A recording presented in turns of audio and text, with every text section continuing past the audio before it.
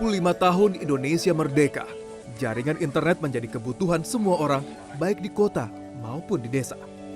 Semua berhak menikmati jaringan internet. Tentunya, akses internet yang terjangkau secara ekonomi serta cepat tanpa hambatan menjadi dambaan setiap pengguna. Adalah Budi Hermawan, pria kelahiran Garut tahun 1981 yang memiliki asa kemerdekaan internet di kampung halamannya. Melalui gerakan Kampung Teknologi, Budi mendirikan badan usaha milik kampung atau BUMKA Technoscience. BUMKA ini fokusnya pada pembangunan kampung internet yang menyediakan layanan internet super murah. Saya kepikiran kenapa kok kita nggak pernah ngebangun di kampung saya gitu. Kenapa saya selalu ngebangun di tempat orang lain, bangun backbone, jalur antar pulau, jalur antar instansi. Jadi saya bermimpi kenapa kok di kampung saya nggak pernah masuk gitu, padahal banyak ahli-ahli optik di kampung saya gitu. Jadi saya punya mimpi seperti itu, lalu saya coba dari 2015 untuk menabung untuk bisa bagaimana caranya membangun kampung internet. Pria yang telah malang melintang di berbagai perusahaan informasi teknologi ini membangun sendiri jaringan kabel fiber optik di kampungnya. Dari target 15 km, Budi baru mampu memasang kabel fiber optik sepanjang 5 km. Dalam kurun waktu 2 pekan saja, 257 lebih warga kampung Cilimus Hideng di Desa Cibunar dan Desa Mekarsari, Cibatu, Garut, Jawa Barat mampu mandiri internet. Mereka yang memiliki komputer bisa menikmati jaringan internet murah dari rumah. BUMKA Technoscience juga menyediakan kuota gawai unlimited super murah. Hanya 2 minggu ya kemarin, hanya 2 minggu udah selesai semua. Dari mulai penarikan kabel, penyambungan, skematik, terus pemulihan material, sambungannya, terus kita ke providernya.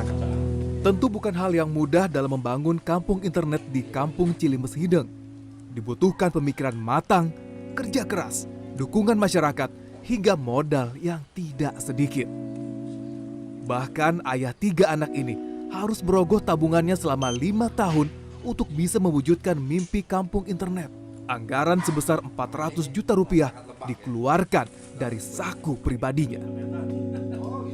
Permasalahan tidak hanya seputar permodalan saja. Jaringan internet yang dibangunnya pun masih belum memiliki izin Internet Service Provider atau ISP. Salah satu syarat ISP harus memenuhi kontrak pengembangan jaringan dengan cakupan wilayah yang sangat luas. Perluasan ISP ini juga membutuhkan dana yang tidak sedikit. Kendala ketika kita mengerti bahwa ISP itu memerlukan izin khusus ya. Terus setelah kita searching itu bahwa di sana ada kontrak pengembangan. Saya kaget juga pas waktu lihat kontrak pengembangannya terlalu luas untuk kita. Kita kan hanya ingin melayani warga kampung, terus skupnya juga kecil, paling maksimal itu desa. Nah, kendalanya itu pengembangan kedepannya yang mungkin kita, bukan tidak mungkin ya, tapi mungkin kita untuk sekarang belum sanggup, itu aja. Namun semua itu tidak menyurutkan tekad Budi untuk membangun kampung internet di tanah kelahirannya. Terlebih, ia mendapat dukungan warga yang sadar pentingnya teknologi informasi. Budi mampu meyakinkan masyarakat melalui perkenalan teknologi terapan. Petani, peternak, hingga pedagang bisa meningkatkan produksi setelah dihadirkan jaringan internet di kampung Cilimus Hideng. Kalau saya bukan orang yang suka berpikir untuk kembali modal ya, untuk kemajuan warga. Jadi kalau menurut pandangan saya, orang yang berhasil di luar itu dan tidak berhasil kembali ke kampung dan membangun kampungnya sendiri bukan berhasil. Orang yang berhasil itu adalah orang yang berhasil membangun kampungnya sendiri. Itu dia bisa lebih bermanfaat di mana dia dilahirkan. Jadi itu bukan egosentris ya, bukan. Tapi percuma kita bisa ngebangun di luar negeri, percuma kita bekerja di luar negeri kalau kampungnya sendiri nggak tahu apa-apa. Membangun kampung internet tentu tidak akan berhasil tanpa dukungan keluarga. Selama ini, Budi Hermawan menghidupi keluarganya melalui usaha kredit komputer serta pemasangan jaringan internet di sekolah. Hanya saja, pembayaran dari sekolah kerap menunggak akibat keterlambatan pencairan dana bantuan operasional sekolah. Namun hal itu tak membuat keluarga Budi mengendurkan dukungannya. Mereka yakin pengorbanan ini akan membuahkan hasil yang manis di masa depan. Di situ kan dia mah tadinya itu masukin komputer ke sekolah, sistemnya kredit gitu. Ya alhamdulillah gitu. Pak cek kasar nama cek Sunda nama gitu, naon teh nganggur tapi alhamdulillah pemasukan ada gitu. Itu dari walaupun dari sekolah ya gak gitu, pas turun bos nggak penuh juga bayarnya gitu, tapi rezeki mah alhamdulillah ada juga dari mana gitu. Sangat bangga sekali, ya bangga sekali dan apalah mengacungkan jempol gitu pada suami saya.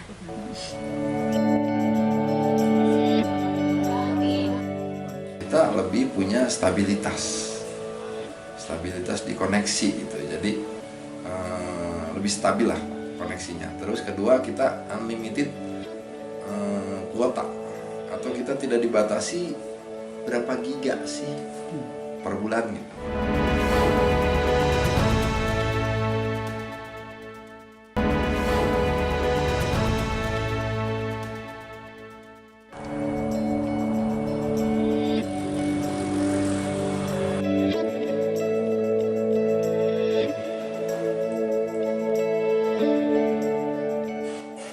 Kampung internet yang digagas Budi Hermawan mulai dirasakan manfaatnya oleh warga sekitar, terutama sektor pendidikan. Apalagi proses belajar mengajar selama pandemi COVID-19 dilakukan tanpa tatap muka di sekolah. Pembelajaran harus melalui sistem daring untuk menghindari penyebaran COVID-19. Kehadiran internet murah ini bisa mempermudah siswa belajar daring atau online dari rumah masing-masing. Terlebih lagi, akses internet di kampung internet ini sangat cepat, nyaris tanpa hambatan atau buffering. Orang tua dan guru tidak harus was-was kehabisan kuota internet. Mereka cukup membayar Rp33.000 untuk pakai internet tanpa batas 1 bulan penuh.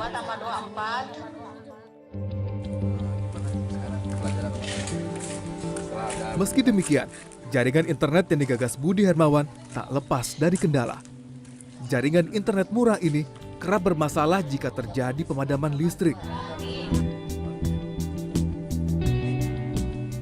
Mungkin kalau lampu mati biasanya suka loading dulu, error kadang. Tapi sama aja dengan kartu-kartu yang lain, kalau mati lampu di sini sama. Kan sering mati lampu, bisa sehari 2 kali. Sama dengan kartu yang lain sih, cuman ya nggak ada bedanya. Malahan ini lebih bagus, lebih cepat. Beda dengan kartu-kartu yang lain. Bumka Teknosains dengan program Kampung Internet tidak berorientasi bisnis, melainkan pemberdayaan masyarakat. Poin usahanya sangat sederhana. Masyarakat mampu membeli jaringan internet dengan cara patungan.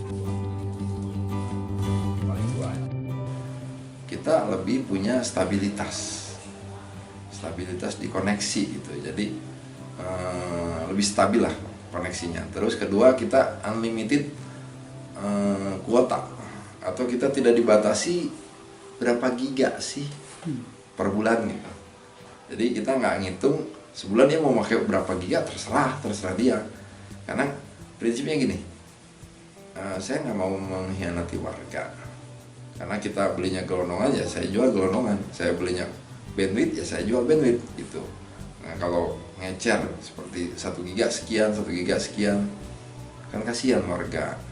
Belum sehari 2 hari udah habis gitu. Mendingan udahlah kita sistemnya gini. Kita mau warga patungan untuk bayar internet, itu aja.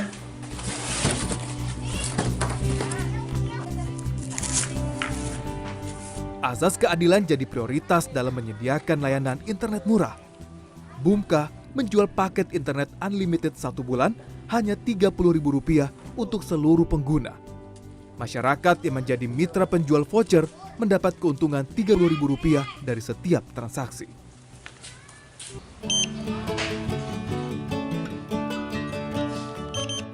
Jaringan internet yang digagas Budi memiliki kelebihan dibanding provider lain.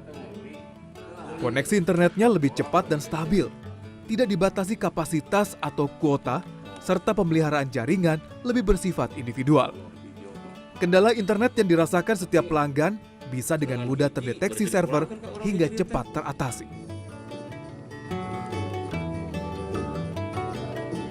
Maintenance sistem, maintenance jaringan, atau pemeliharaan sistem dan pemeliharaan jaringan. Contoh, ini kita ada log aktivitas. Siapa yang masuk, siapa yang keluar, hak aksesnya gimana, bandwidthnya berapa, satu user. Terus kita juga ada laporan ketika ada salah satu akses point kita yang mati, ada laporan. Di sistem ini semua sudah terbaca. Di sistem yang kita pakai gitu. Kebetulan juga sistemnya free, jadi kita nggak perlu overcost lagi untuk sistem. Kampung internet gagasan Budi Hermawan mendapat apresiasi pemerintah Kabupaten Garut. Bupati Garut Rudi Gunawan berencana menerapkan ide Budi Hermawan di seluruh kampung di Garut. Budi Hermawan akan dijadikan inisiator program ini. Apalagi Kabupaten Garut berencana menciptakan sistem pemerintah berbasis elektronik tahun 2022 dengan anggaran perbaikan jaringan 11 miliar rupiah. Nah, kita sebenarnya sudah menyampaikan bahwa itu adalah gotong royong ya, karena internet itu tidak gratis. Internet itu dibayar gotong royong, tetapi ada inisiasi dan inisiatornya yang sangat luar biasa inovasinya. Nah, kita akan mengapresiasi dengan memberikan fasilitas lain, jaringan-jaringan lain, dan kita mengadopsi itu. Jadi mereplikasi ke tempat lain. Insya Allah Garut akan menciptakan sistem pemerintahan berbasis elektronik SPBE di tahun 2022. Ketua Rukun Warga di Desa Mekarsari, Dede Tajidin mengaku mendapat kemudahan untuk pelayanan kependudukan. Salah satu laporan verifikasi serta validasi data penerima bantuan COVID-19 bisa cepat dikirimkan. Masyarakat terdampak COVID-19 bisa mendapat bantuan dari pemerintah Provinsi Jawa Barat tepat waktu. Saya rasa banyak sekali manfaatnya ya, apalagi saya sebagai ketua RW memang sangat butuh sekali. Kan sekarang ketua RW Jawa Barat itu dapat handphone 1 dari gubernur yang isinya itu sapa warga untuk memverifikasi, memvalidasi warga, terutama yang zaman sekarang gara-gara Covid kan dapat bantuan ya, bansos dari Jawa Barat. Nah, ini sangat membantu sekali gitu. Kalau istilahnya di sini saya tidak ada internet murah, otomatis saya bisa jebol gitu, karena kalau kuota itu kan sifatnya apa ya, cepat habis lah gitu ya.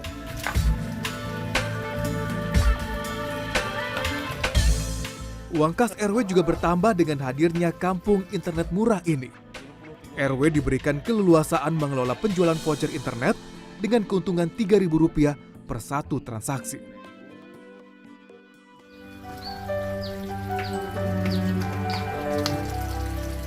Kehadiran internet murah juga dirasakan manfaatnya oleh pengusaha kecil. Penjualan tidak hanya offline, tapi juga bisa dilakukan secara online. Penjual olahan makanan ringan seperti seblak, cilok, serta jajanan sekolah lainnya mengalami kenaikan omset melalui sistem online. Para pedagang dapat memanfaatkan internet tanpa repot memikirkan kuota internet yang mahal.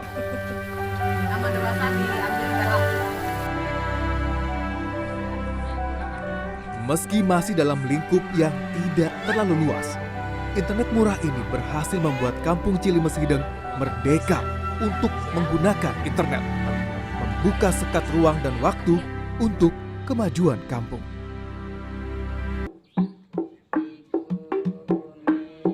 Ya, harapannya pertama warga Nggandean sehat, kemudian warga Nggandean tidak ada kekurangan, dan warga Nggandean masih bisa memberdayakan, kemudian membuat perekonomian di wilayah Nggandean tetap stabil.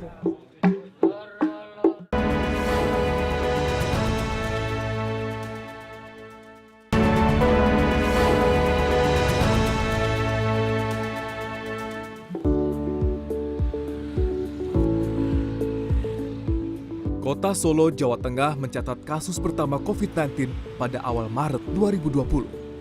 Pertengahan Maret ini pula, pemerintah Kota Solo langsung menetapkan status kejadian luar biasa KLB COVID-19. Hingga awal Agustus 2020, sudah ada 288 kasus COVID-19 yang terkonfirmasi.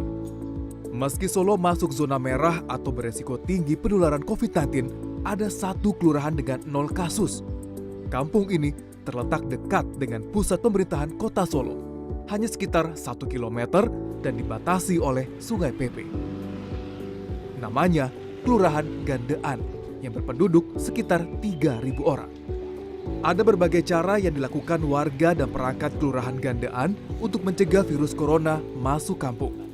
Dalam konsep yang diberi sebutan Kampung Tangguh Nusantara, dilakukan pengawasan terhadap warga serta pendatang di Kelurahan Gandean. Karena seperti kita ketahui bahwa COVID-19 ini kan kita tidak tahu sampai kapan. Jadi untuk ketahanan pangan, untuk keamanan di wilayah harus kita pertimbangkan atau kita utamakan, seperti itu. Awal-awal sebenarnya belum terpikir, tetapi karena sudah ada di wilayah lain, di negara lain segitu parahnya, yang kami pikirkan adalah warga Gandean sendiri. Karena mayoritas warga Gandean adalah warga yang mempunyai usaha. Kalau seandainya itu tutup, apa yang harus kita lakukan? Di situ yang pertanyaan pertama yang ada di benak saya. Maka dengan itu kita bersama-sama dengan tokoh masyarakat, lembaga yang ada di Kelurahan Gandean, apa yang harus kita lakukan dengan adanya ketahanan pangan tersebut. Alhamdulillah dengan adanya gugus tugas yang ada di Gandean sendiri tidak ada yang positif. Gugus tugas dipimpin langsung oleh perangkat Kelurahan Gandean.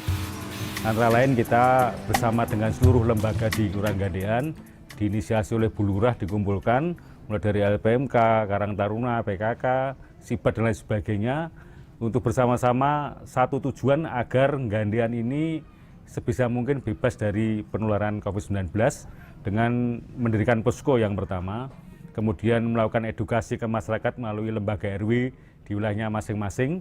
Kemudian kita bekerjasama dengan beberapa lembaga lain seperti PMI dan pemerintah Kota Surakarta. Respon dari masyarakat cukup baik, cukup menarik, sehingga ya terbukti dari beberapa waktu selama KLB ini tidak ada suspek yang ada di Gandean.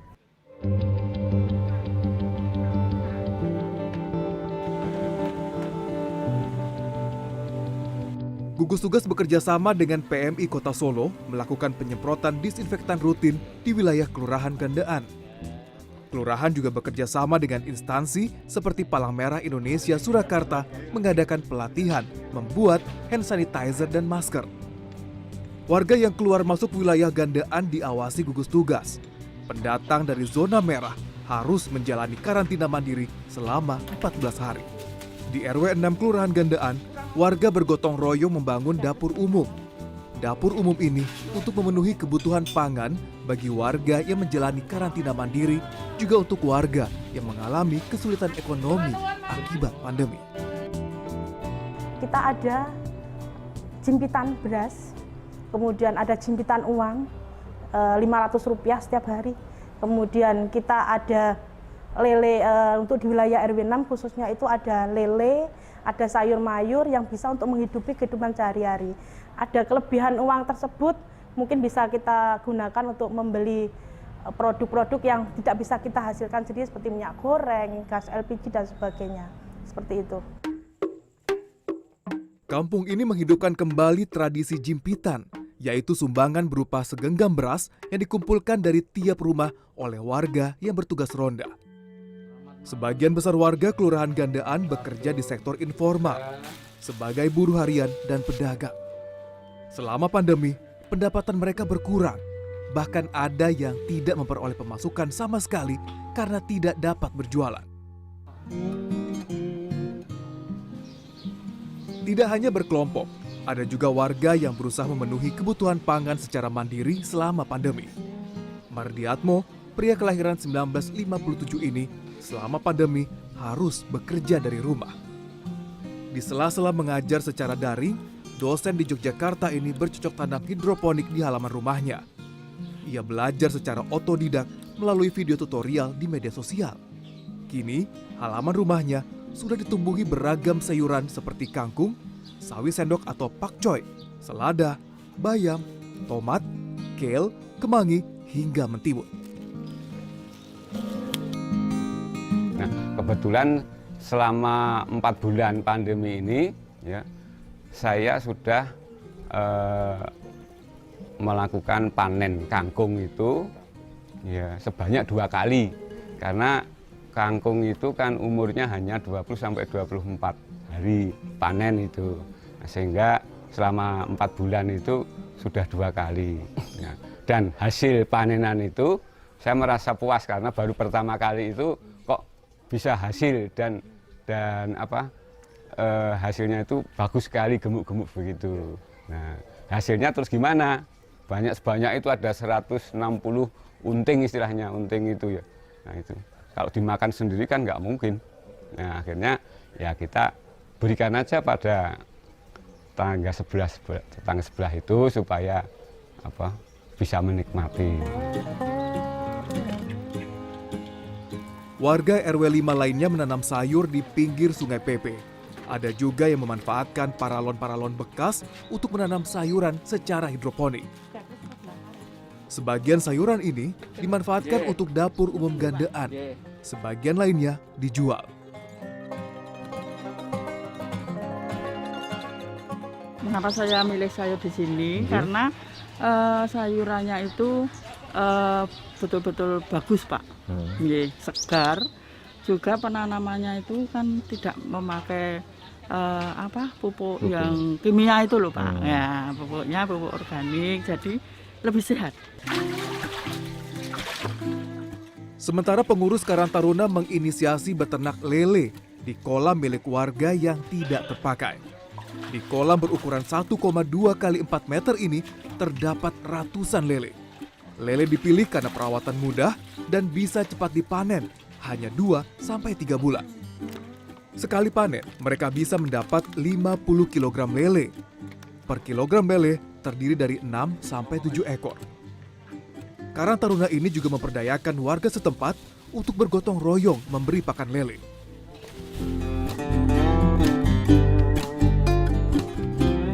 Dari muda-mudi kasarannya ya ini ngei lawuh lah.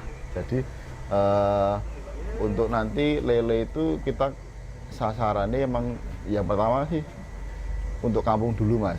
Jadi dari muda-mudi bibit lele, pembesaran sampai panen, dan nanti hasilnya panen itu dijual murah ke warga setempat. Terus kalau nanti sudah dikatakan kalau lelenya masih banyak, itu bisa dibeli di warga lain.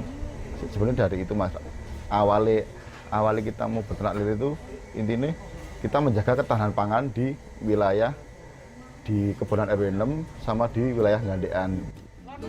Hasil panen lele dijual dengan harga murah untuk warga Rp15.000 per kilogram. Di pasar, harga 1 kilogram ikan lele antara Rp22 hingga Rp24.000.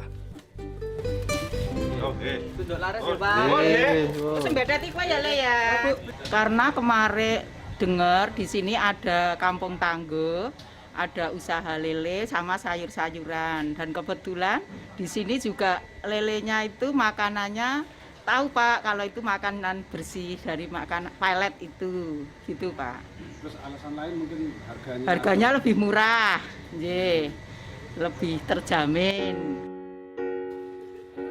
Kelurahan Gandaan pun memperluas kampung tangguhnya tidak hanya di RW 6 dan 5, tapi juga di RW-RW lain. Setiap RW diharapkan bisa mempunyai lumbung-lumbung pangan sendiri, baik secara mandiri maupun berkelompok. Selama lebih dari 5 bulan pandemi, Kampung Tangguh Nusantara mampu menjadi benteng pertahanan warga dalam memenuhi kebutuhan hidup sehari-hari.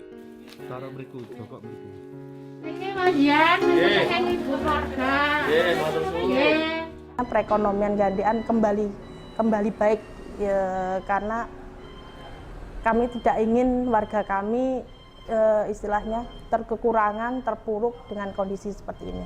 Saya menginginkan dengan adanya bantuan dari pemerintah seperti Yumina dapat membantu warga di sekitar dan juga menjadikan cambuk atau menjadikan pancingan supaya per rumah itu dapat membuat Yumina tersebut. Semua masalah pasti ada jalan keluarnya. Setiap pandemi pasti ada akhirnya. Dengan gotong royong, warga Gandean bisa terhindar dari kekurangan pangan di tengah krisis.